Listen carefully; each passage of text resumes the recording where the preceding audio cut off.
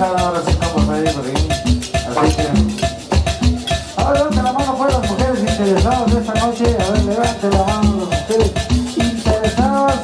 ¿Dónde están las interesadas? Levanten la mano las mujeres interesadas. Y las que no son interesadas, que levanten la mano. Y las que se casan por amor, compadre. A ver, las mujeres cambiadoras, levanten la mano. Esas mujeres no son interesadas, ¿verdad? Porque llegan cansadas del trabajo y todavía nos hacen una torre de tamarindo, nos hacen un atolito de... A ver, por una torre de queso. No, esa no existe, ¿verdad? Es una torre blanco nomás. Es pura leche, compadre. Yo nomás veo que Nana Susana está cocinando cosas bien sabrosas. Wow, y yo quiero también que me adopten ya, compadre. Ay, por ahí cuando están haciendo por ahí enchiladas también, hombre.